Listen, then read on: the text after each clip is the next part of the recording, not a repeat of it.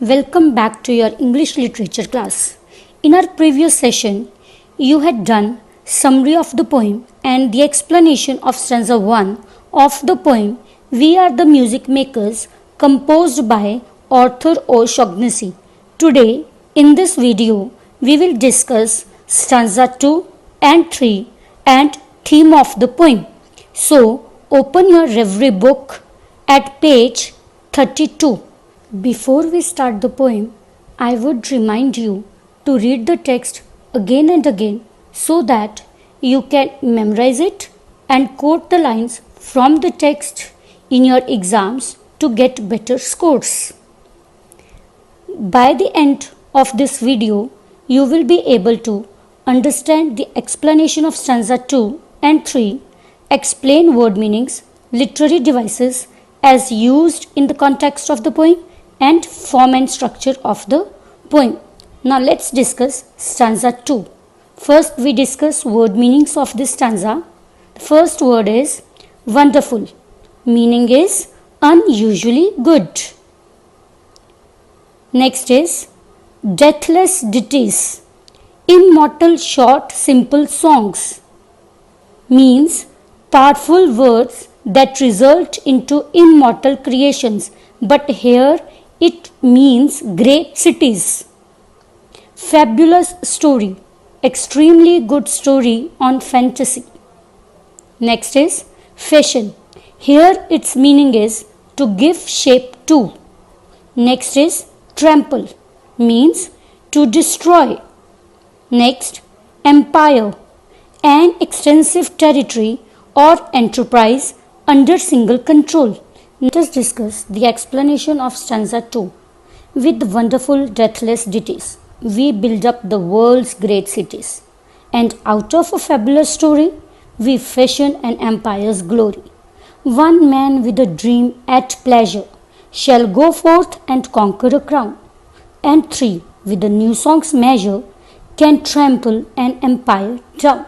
So, in this stanza, the poet highlights the contributions of different artists to the world in the form of their creations. Now students, who are all different artists we are talking about? Yes, the different artists are poets, painters, musicians and writers. So with wonderful deathless ditties, immortal songs. So their immortal songs are capable of building new cities and civilizations in people's minds, and out of a fabulous story we fashion an empire's glory. Similarly, a writer is capable of shaping a glorious empire through his fabulous story. So, one man with a dream at pleasure shall go forth and conquer a crown. Through his writings, a writer can give man the liberty to dream at pleasure and to move forward to conquer a crown. Means to do something productive for the society and can wear the crown of achievements. And three, with a new song's measure, can trample an empire down. At the same time, a songwriter can give another man the freedom to bring about a revolution for betterment and bring the downfall of an empire. Let us discuss the literary devices of this stanza. With wonderful. With W, wonderful W. We have a consonant sound, same consonant sound. So we have figure of speech is alliteration. Deathless ditties. D deathless and D ditties. Again same consonant sound. So alliteration. Deathless ditties, we have symbolism. If you have remembered, we have already read what is symbolism. So symbolism is a use of symbols to signify ideas and qualities by giving them symbolic meanings. So here deathless ditties is the symbol of timeless stories. V, metaphor for the creative artists who challenges the status quo and move the world forward. So what is the meaning of status quo? The existing state of affairs, especially social and political issues. Now let's discuss the word meanings of stanza 3. First word is ages, means ancient times. Buried past of the earth, hidden history of the earth. Next, Nineveh. Actually, this is the ancient flourishing capital of the Assyrian Empire. It was founded by Nimrod. Nimrod was the first mighty hunter on the earth, and the city was destroyed in 612 BCE and it was never rebuilt. Meaning of sighing: taking in and letting out a long breath in pain. Mirth, joy. Next, prophesying, predicting. Let's discuss the explanation of stanza 3. We, in the ages lying in the buried past of the earth, built Nineveh with our sighing, and Babel itself with our mirth, and o'erthrew them with prophesying to the old of the new world's worth. For each age is a dream that is dying, or one that is coming to birth. Now here the poet alludes to biblical cities of Nineveh and Babel, suggesting the idea of art as an almost divine creation. Nineveh was the ancient, flourishing capital of Assyrian Empire, which came to ruins and was never rebuilt. And the people of Babel decided to build a tower so high that it would reach heaven. But it is believed that since humans wanted to claim equality with God by building a tall, proud symbol of their unity and strength, God punished them by giving them different languages.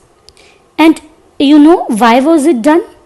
Yes, it was done so that people could not communicate with one another, and in this way they were unable to build the tower. So the poet also believes that in the ancient times that now lie hidden in the history of the earth, when the artists were distressed, they built Nineveh, and when they were filled with joy, then they rose up a Babel. So Nineveh and Babel are symbols of human rise and subsequent fall. They reflect the artist's power to create and destroy the same piece of art. So artists are capable of deconstructing the world into a new world by their prophecy. For each age is a dream that is dying, or one that is coming to birth. So it is only an artist who can create something only to destroy it for a better and worthy future. Thus, dreams, aspirations die in each era so that new ones can come to life.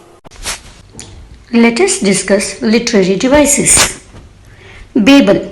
Babel is an allusion. Allusion means a brief and indirect reference to a person, place, thing, or idea of historical, cultural, literary, or political significance. Now it's taken from the Bible story in which God punished the people who were trying to build a tower to reach heaven by making them unable to understand each other's languages. Let us discuss form and structure of the poem. The poem, often known by its first line, "We are the music makers," has been taken from the ode in Chaugnus's collection Music and Moonlight. The poem follows a rhyme scheme which adds to the musical quality of the poem. The first and the third stanza follow the same rhyme scheme, AB, AB, AB, AB, and the second stanza follows AA, BB, CD, CD, and some of the rhyming words are makers, breakers, dreams, streams, ditties, cities, lying, sank. With this, our poem ends up here. So I hope you all have understood the explanation of this poem. Now your homework for today is Revise explanation of stanza 2 and 3 and plan theme Transformative Power of Art from your Reverie workbook at page number 159. Thank you.